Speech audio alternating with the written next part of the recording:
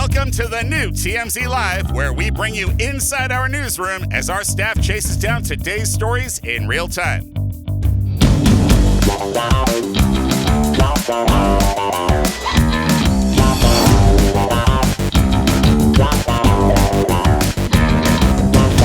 Welcome to TMZ Live.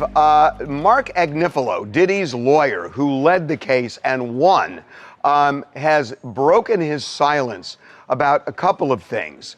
I think notably that he said that when Diddy gets out, this is not an if, it's a when, he would like to play Madison Square Garden. One thing he said he's going to be back in Madison Square Garden. He said that? He did. He said to me he's going to be back in Madison Square Garden. Doing what? I guess being on stage. I think this is not only fascinating, I think Diddy will sell out.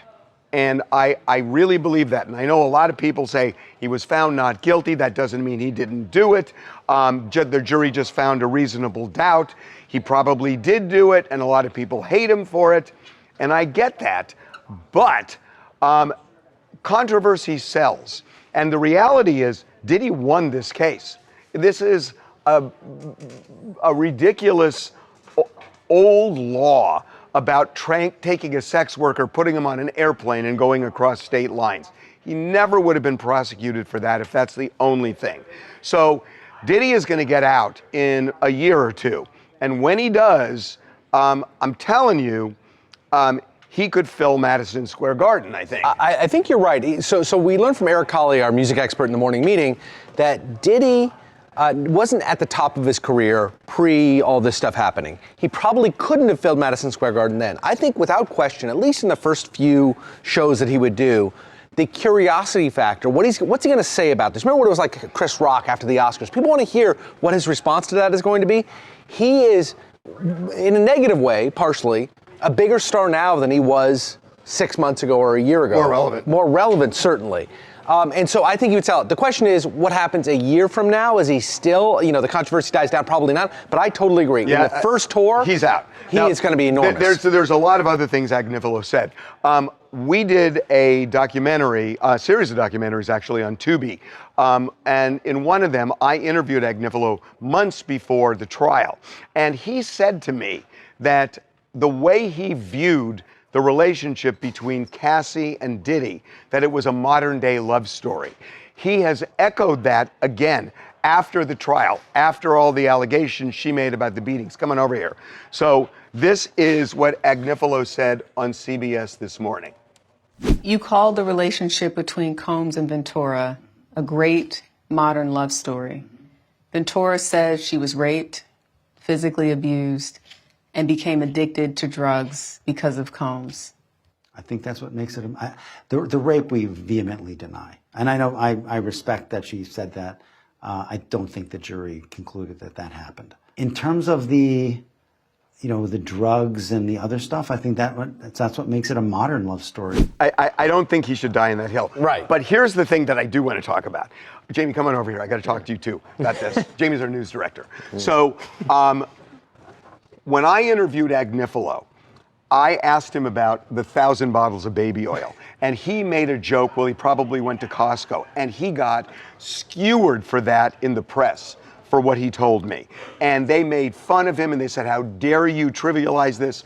And everybody was making such a big deal. Baby oil was the headline. Yes. Baby oil was the headline when he was charged. And everybody thought, oh, this is it. Baby oil, to me, ended up being the Achilles heel of the prosecutors because it looked ridiculous to say baby oil makes him a dangerous man. Well, they raided his 2 homes, and all they found was baby oil, a bunch of... Agnifilo knew exactly what he was doing early on. He was playing chess when we were playing checkers. He knew he was laying the foundation for, I'm going to trivialize this case. What are they doing? It's about baby oil. It's about, consenting story of sex between consenting adults. What are the feds doing investigating this man? He said, in closing argument, he said, he looked at the jury and he's standing right at the jury box and he's saying, oh, the streets are safer right now, right? That the feds, with all of their resources and money, with 70 Homeland Security agents, they seized 1,000 bottles of baby oil. Ooh, that's literally what he did before the jury. And it worked. It worked. And it worked. Really effective. But getting back to this Madison Square Garden thing, I mean, it's a little premature, I think, because just hear me out on this. I just think that he hasn't been sentenced yet, and the judge has already indicated that I'm not letting Diddy out on bail. He's a violent guy. He might give him 5, 10 years. He's not going to give him 5 years. I don't know. The sentencing guidelines are 2 to 3. I could see him getting 1 or 2 years. He's a first-time offender. Yeah, just the idea. 1 or 2 years. The judge. But you don't consider that. You consider it for bail. You can't consider it for sentencing. He's going to get some time. The question is, a year or two. He's going to get a year or two. He keeps citing the violence. No, for bail. For bail. This is different. I just wonder in his mind if he's like, But even let's say he gets 3 years, he still comes out. He still fills up Madison Square Garden. Well, remember, he served almost a year. Yes, so, that's right. And you only have to do 85% in feds. That's right. So he's going to be out in a year or so. Yeah. He's going to be out in a year or so. So let me get this straight. Diddy's attorney says he's planning to perform at Madison Square Garden once he's out, like he's been on vacation instead of convicted.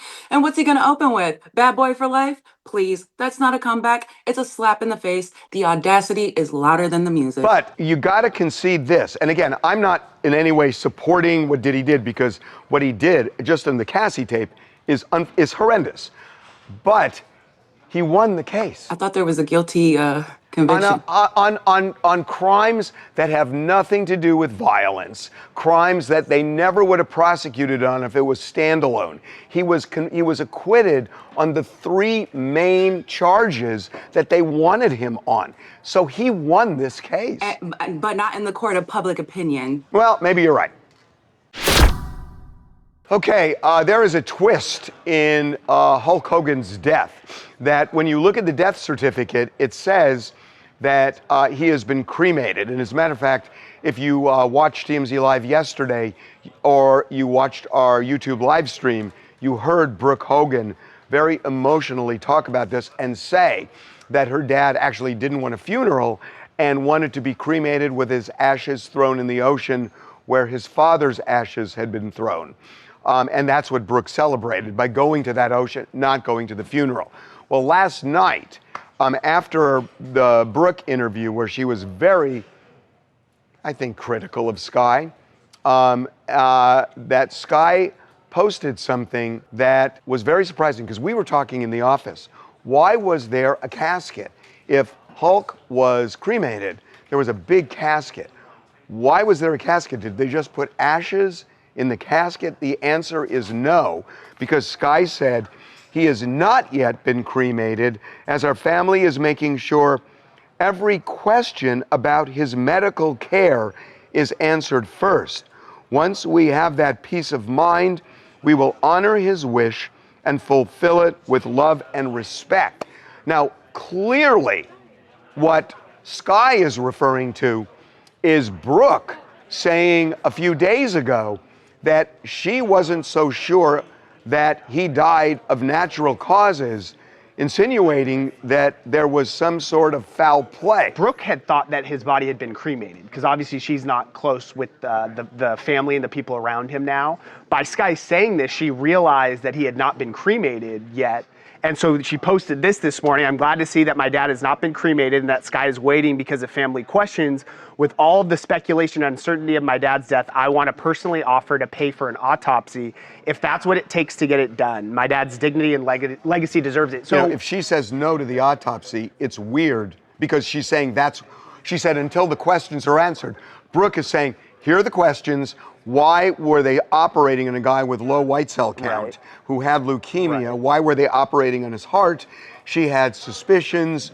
And so if that is what Sky's addressing, it seems like they got to do an autopsy. It seems like they're for sure going to do an autopsy. And the other big thing that she thought was a little weird was that it was, and I don't know if this is just maybe normal, but Hulk's primary physician was the one who signed his death certificate. Right. The medical examiner never did an autopsy.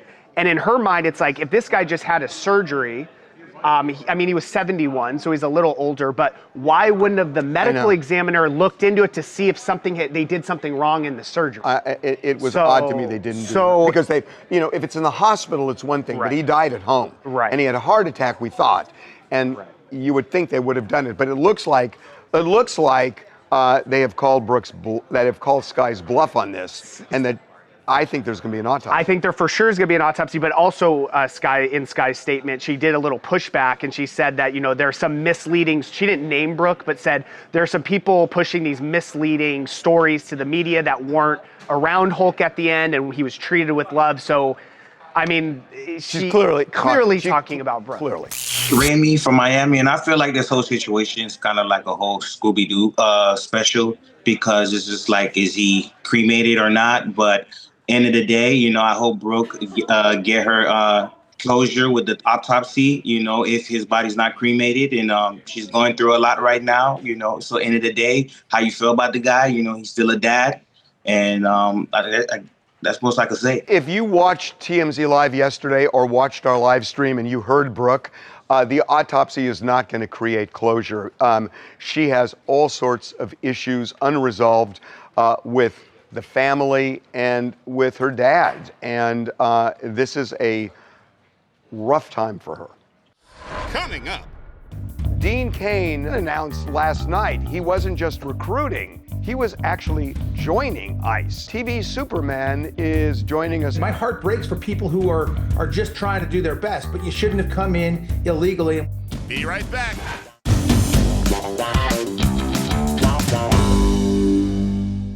So yesterday, Cain sounded like the guy, the Uncle Sam guy, who would say the Army wants you, except instead of the Army, it was ICE, that he was recruiting for ICE. And it seems like it has worked because they are getting tens of thousands of applications. Dean then announced last night he wasn't just recruiting, he was actually joining ICE. So TV Superman is joining us right now. Dean, welcome back to TMZ Live. Always happy to be here, Harvey. Thank you. So first of all, that's a huge pivot from recruiting to joining. Why are you joining? The same reason I joined the police force almost 10 years ago as a deputy sheriff and as a reserve police officer, because these men and women who are serving ICE and in Homeland Security and our law enforcement officers are amazing, wonderful, wonderful people. They're being vilified right now for doing the job that they were hired to do, that Congress has passed laws to support and instruct them on how to do things, and President Trump is enforcing. So these people are being vilified personally for doing the job that they're hired to do, the lawful job, and they're great people and they need our support. And clearly the fact that over 80,000 people have already just put in applications tells you that there is support, more than just the screaming voices on news stations and things. There's support. So what are you going to do? Are you joining as a symbolic move, or are you actually going to be an active ICE agent? That depends on whatever Director Lyons wants me to do. Obviously, I'm probably more effective behind a desk here, but I'm happy to get out and be anywhere. Like I said, I'm currently a sworn deputy sheriff in Virginia and a reserve police officer in Idaho. And if my sheriff calls me up or if my chief calls me up, I'm there as fast as I can be there for whatever they need. I want to give you kind of my take on this, and I want to get your reaction. That if the president said, look, we just want to enforce the immigration law, and as draconian as it may sound, we can't have people here who came in illegally. That's one thing. But to say that we are rounding up hardened criminals, when he mentions murderers and rapists and all the other things, I can tell you from firsthand experience, my office right here is across the street from an establishment where ICE came, and they were just rounding people up. They were taking people out of a taco truck and taking people out of the establishment. And there was no evidence anybody was a hardened criminal. They were just rounding up as many people as they could. So they're kind of painting this as something it isn't, that it isn't really rounding up hardened criminals at all. So it just doesn't feel honest to me. That's fair, but if you look at it this way, they're targeting the worst of the worst. So if you happen to be, at that taco truck when the worst of the worst is nearby, they're going to come and you're going to get caught up in that sweep. And if you're here illegally, first of all, if you're here illegally, you shouldn't be here. That's just the law of the land. But they're not characterizing it that way. But they're going after, and I know that they're going after the worst of the worst. And if you're there in that operation, you're going to get swept up. You're going to get swept up in that raid. They'll get, this raid here. If you're looking at this, they may have been going after one specific guy, but when 6 guys run, they're going to take them. And they're going to find out, why are you running? Does it not worry you though that you can say that's the pretext, that they know of a specific guy who happened to be across the street from us, but we never know if there really was a specific guy. We just know that a bunch of people were thrown into a truck by people who weren't even wearing uniforms and taken away. So they're wearing uniforms. Well, a lot of them, they have masks. They have, we've seen some really scary moves on the street. But in those officers' defense that are wearing masks is that they're being doxxed, they're being threatened, they're being attacked. I mean, the law enforcement attacks are incredible. The number of attacks is crazy. My parents were very against me doing this not because they didn't support what I was doing, but they didn't want me to become a target. And I feel for those men and women who are becoming a target. They don't have maybe the resources I might have. And they certainly can't hide. So it's a really difficult thing. And they're not going, people say Gestapo.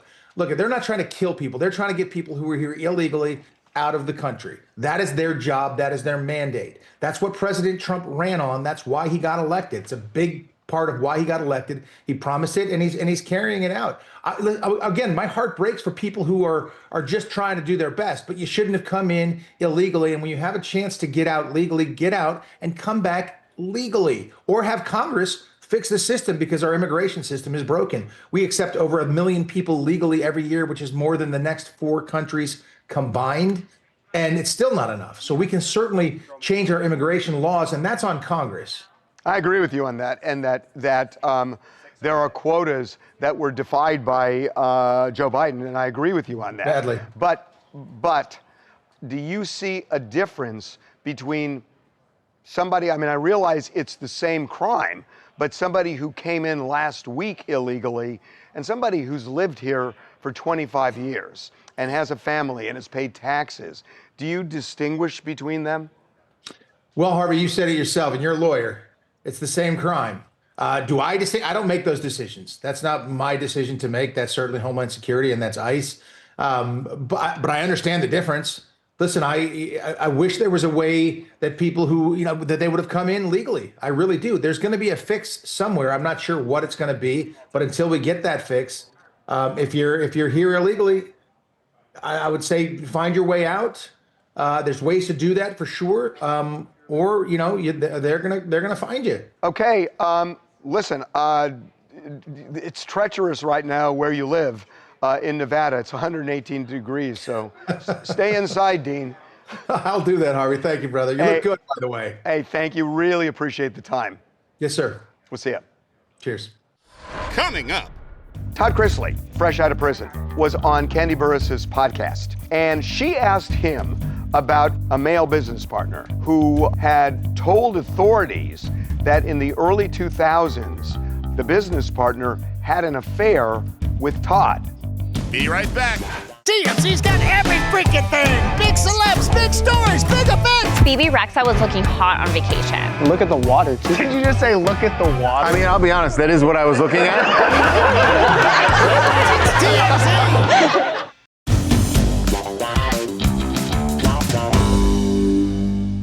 So Todd Chrisley, fresh out of prison, was on Candy Burris's podcast, and she asked him about a story that had widely circulated before he went to prison. It involved Todd's business partner, who had told authorities that in the early 2000s, the business partner had an affair with Todd, a male business partner. So Candy asked about this.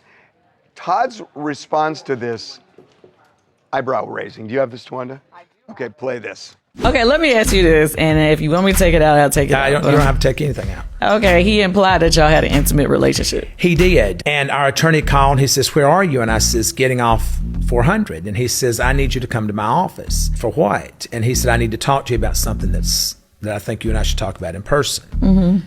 All right. I said, well, Julie and I'll be there in a few. He said, no, I don't need you to bring Julie. Well, there's nothing that my wife can't hear you say. Mm-hmm. We go back to his office and he calls me in there and he says, tells me what I just told you he said. And I said, well, let's just be very clear. If I once, he'd have come back for seconds. Wait a minute. And did he allege that y'all only Yes. Oh, that's what he said. It was a one-time thing. It was an experiment. You ain't experimenting on You know what you're doing. I don't need to experiment giving If I want to give Okay, I think we heard enough. So the braggadocious part of this is he's saying, yeah, I didn't do it, but if I did do it, he'd come back for seconds. That's just a weird What's weird about it? He's being very much so Todd Chrisley. This is exactly why we love Todd Chrisley, because he always tells it like it is. I 1,010% do not think that he did that, because if he did, Todd would just say he probably wouldn't say he did, but no, I think Charlie, you're right. Charlie's like, no way. He wouldn't say it, because there's this long-standing, rumor or thought that Todd is not on the straight side. But don't you think like a normal response would be like, no, I'm actually Todd's not gay. not normal. Like it's not shame. Todd's it's not shameful normal. just to be like straight up like I'm not gay versus like visualizing yourself. That's Todd's personality though. That's exactly who he is, and that's exactly why people like him. But that's why people think, there's all those rumors, and the way he even when he was released, why are you smiling? You're both right, like for sure. Like that's his personality. We both that's can't how be he right, was. Eric. You got to pick a side. For sure. I think you're both right, but I'm more with Charlie because if he was denying something, he would say, "No, that's not true." And then go into like who he is. I don't think you can read into this thing. I think what listen. I get it. This is almost like a jock. Yeah. Talking about I'm the most popular guy in town. He's basically saying, I think what he's saying is, I'm not gay. But if I was gay, I'd be a prize for anybody. I think that's what he's saying. How he said it. If he wanted to say it that way, he would have said it that way. KC, California, Todd Chrisley is hilarious, and I love how blunt he is. But I have to agree, he still didn't answer the question, which still has me doubting if he's telling the truth. Oh, well, but he's not answering the question because we're talking about it now. If he just said, that's ridiculous, then it's, okay, what are we going to talk about? He did this on purpose, and he's done this for a long time, and he knows what people are saying out in public, and he's playing on it. There are other, I'm not even going to mention him, but I know somebody who's really famous, and there have always been these rumors, and it's not true. I mean, this guy is so straight. And he plays into it a little bit because it makes him more intriguing. And I think I think that's the case with Todd. Coming up. Sad news. Kelly Clarkson's ex-husband, Brandon Blackstock, passed away just a few hours ago from the time we're doing this right now. It's interesting that those family ties kind of trumped anything that was acrimonious with a divorce.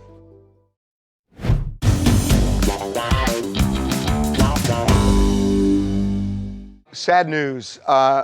Kelly Clarkson's ex-husband, Brandon Blackstock, passed away just a few hours ago from the time we're doing this right now. Passed away from cancer. We are told that he was battling melanoma for the last 3.5 years. Kelly posted last night that he was ill, and it's the first time she's really talked about this. And just hours later, he passed. What is kind of interesting is over the last few months, there have been a lot of reports that Kelly was kind of overdoing her television show, her daily talk show, that she's been absent from the show from time to time and canceled concert dates. And people were saying that this is just Kelly Clarkson being unhappy with the talk show. I can tell you that we've had conversations today, that's not the case at all. It has to do directly with his illness. Exactly. So it turns out all this stuff, all the rumors and speculation about what might be wrong with her or what's going on is actually she just had to be there for her kids because their father was really sick. And it's just so sad to think that she posted this last night that I can't fulfill these dates at this residency. And again, like fans are probably disappointed and have some sort of reaction to it.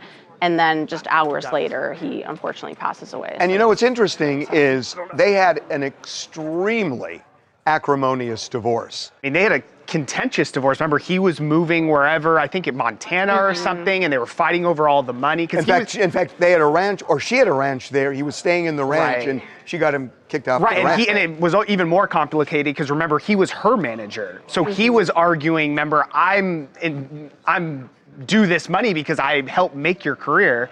But the fact that like they had that contentious divorce, I mean, it says a lot about Kelly. I know they obviously have kids together, but she still clearly really cared about and loved the guy, and she was taking time away from her career, the residency, her show, to basically be with him. Yeah, and you know, the one thing, I talked to somebody connected with him this morning, and they said, you know, she was there for the last few months. But if you think about it, this is 3.5 years ago that he was diagnosed with this, and it was in the middle of a very contentious.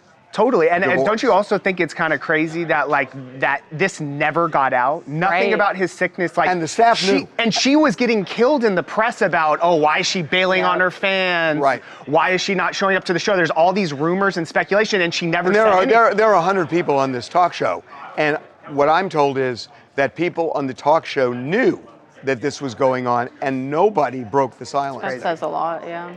Hi, I'm Imani. I'm from Atlanta. I do think regardless of their history, it is very sad. You know, some children lost a father, you know, regardless of their history, it's very sad. But definitely condolences to Kelly and her family. Yeah, I mean, it's, you could tell, at least at the end, it's interesting that those family ties kind of trumped anything that was acrimonious with the divorce. RFK Jr. Has cut out $500 million in research for RMNA vaccine development. And it is a controversial move, not something that is out of the blue for him for sure. But Stephen Colbert has nothing to lose anymore because he has lost his show. But he is still on the air and will be for months. And he unloaded on RFK Jr. Last night. Health Secretary RFK Jr. just pulled $500 million in funding for vaccine development. Now, we have 10 more months of this show, and I want to give a measured, nonpartisan response here. You roid-addled Nepo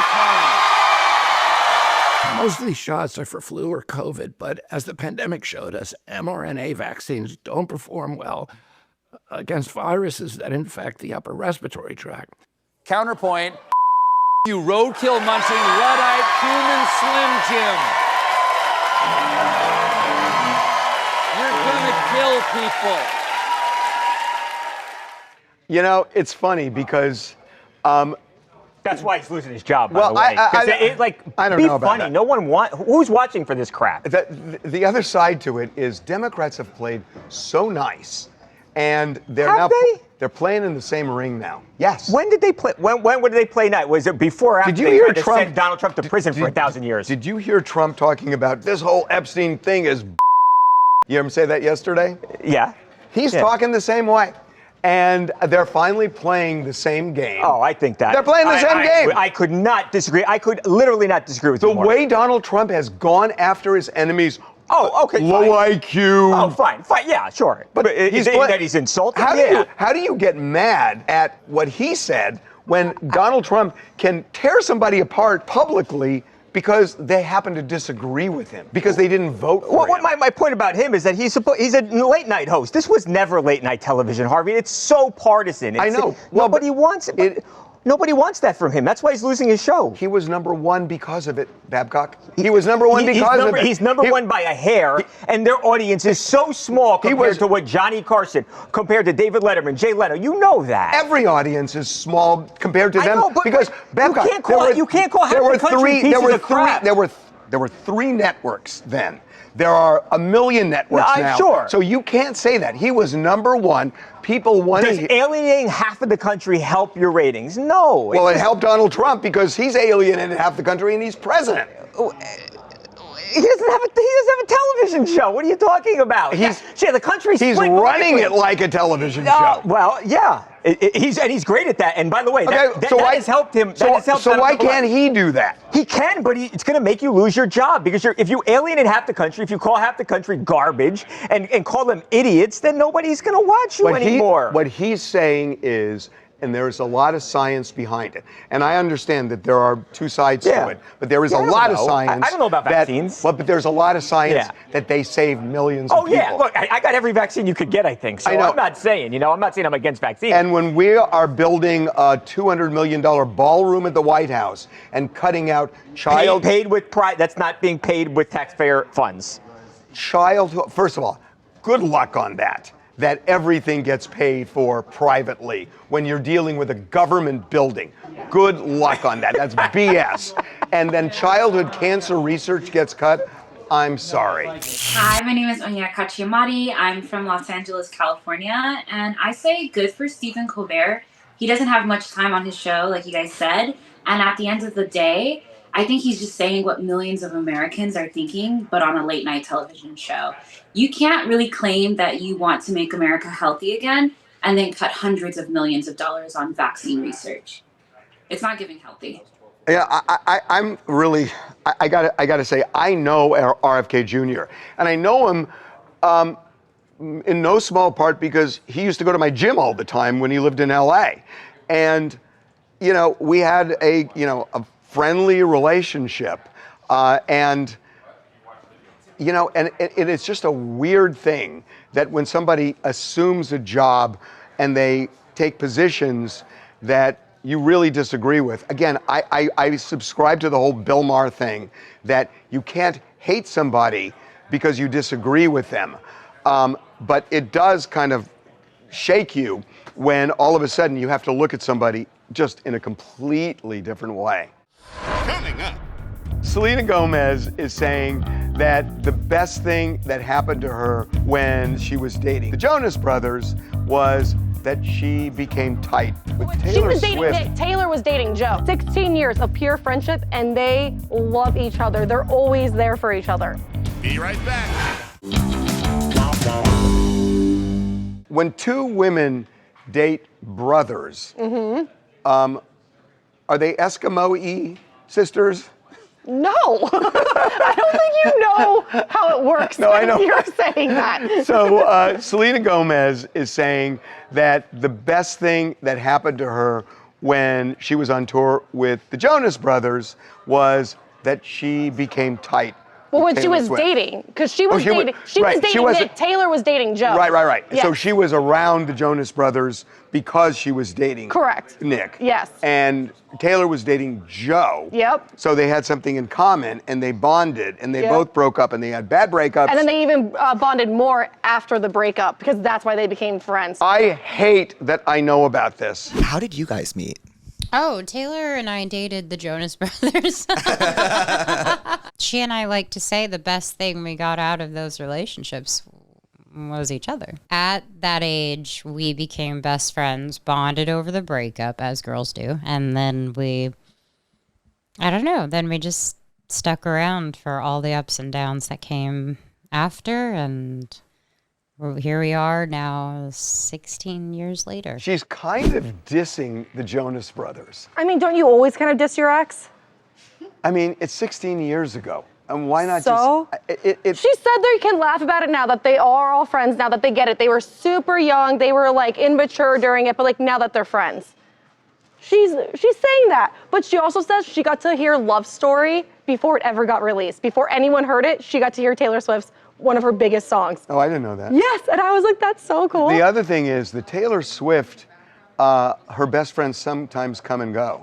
This one has always stuck around, and I love it. And that's why when everyone says, oh, Taylor Swift, she's just so like wishy-washy. No, 16 years of pure friendship, and they love each other. They're always there for each other. Alex from London here. I hope you're all well. Yeah, this is a beautiful story from Selena, really. I'm happy to hear her side from it, especially because these were such public breakups. They were extremely publicized. So I'm very happy that their friendship blossomed through these and it's still going. Yeah, I mean, that's really the point, that it not even blossomed, that it endured this long. This is a rough business they're in. Coming up. I love Eminem. I love Eminem. I got to meet him a couple of years ago, and he's awesome. But he's also, just in terms of performing, Eminem is amazing. So he's got a new documentary coming out, Stands, and he had a big premiere last night. This is really something. I mean, He surprised the fans, or the stands, I should say. Be right back. I love Eminem. I love Eminem. I got to meet him a couple of years ago, and he's awesome. But he's also, just in terms of performing, Eminem is amazing. So he's got a new documentary coming out, Stands, and he had a big premiere last night. And this, Trent, do you have this thing? Yeah, it's right This here. is really something. I mean, He surprised the fans, or the stands, I should say. Yo, real quick, I just want to thank everybody for coming out, man. When I was writing this song, I didn't understand the impact that my music was having on people at the time. And it was really surreal to me, and it's still surreal to this day, to look out here and see all you, and the fact that my music has inspired you. This is my thank you to all of you for sticking by me for this whole time. To all my mediocre, the good, the bad, all of it. He's amazing. Yes, sir. I mean, I don't know. There's nobody like this guy. Well, this shows his lyrical prowess. You know, like Stands actually got added to the dictionary in 2017. Yeah. You know, so it shows like something that he wrote for hip hop, you know, was able to transcend into human culture. Also, it's like, who doesn't like Eminem? I mean, well, he's got some beefs. He's got some. But I'm saying in the rap world, just in terms of talent. No, he's one of the best ever. If you were to say Eminem was the best ever, I don't have much of an argument. You know, like lyrically, musically, beats wise. You know, like he's shown he's a total package, and he's a shock jock. You know, so he was able to break through, sell diamond records by just saying whatever that he was on the top of his mind. He was, when I met him, he was such a nice guy. We talked, Really? we talked about spaghetti. We talked about spaghetti. Well, you know he has a Detroit restaurant. That's why we talked about it. Nice. Hey TMZ, it's Noelle from New Jersey. Like Harvey, I love Eminem. I think he's a class act guy, and I do really love how he shows up for his fans. Obviously, this documentary is about them. It's for them. It's dedicated to them. So I think him showing up like that just proves what we all already know, who are stans, that he cares. And after all these years, he still has a big impact, and he really, still speaks to so many people. And it reminds us why we're still fans all these years later. I know, and he's so relevant. Yeah. What else you guys want to talk about? Hey, this is Brooke from Scottsdale, Arizona. And so, yeah, I mean, I do believe Diddy is probably going to want to have some type of comeback. And shockingly enough, I believe that people would show up if he were to perform at, let's say, Madison Square Garden. And that would be out of straight curiosity, probably. And that's if he gets out of prison anytime soon. And, I'm sure he's reflected, but I mean, there is a difference between reflecting and learning. And if anything, I think he's learned from this whole ordeal that money gets your charges dropped for you. Well, he had good lawyers for sure, and it cost him a fortune. When you say they're going to go for straight curiosity is one thing. There are people who are going to go who hate him, who want to see it and maybe even protest. But there are also going to be people who go there because they think he was targeted, and that people right now don't trust the Justice Department on both sides. And I think that on 3 counts, he'll fill MSG. One more. I'm Ruben Kendall from St. Louis. I'm going to be talking about Brooke Hogan. I can totally understand Brooke Hogan wanting to pay for an autopsy, because if you suspect that there's any type of foul play, why wouldn't you? Especially when your dad is a legend. Yeah, and it sounds like Sky, Hulk's widow, is down for it too. Coming up. We confirm Sydney Sweeney is on the set of Devil Wears Prada 2. That's Sydney Sweeney? That's Sydney Sweeney leaving the trailer heading to the set. Is that 30 Rock? Yeah. I know that area. That's 30 Rock. So she's going into the NBC building. Yeah. And they're filming Devil Wears Prada 2. there? Be right back. Okay, I have no idea what this is about. I am told that Eric has some picture he wants to show me. I don't know what it is. They won't tell me. Show me. The photo itself isn't crazy. It's more the news, but we confirm Sydney Sweeney is on the set of Devil Wears Prada 2. That's Sydney Sweeney? That's Sydney Sweeney leaving the trailer heading to the set.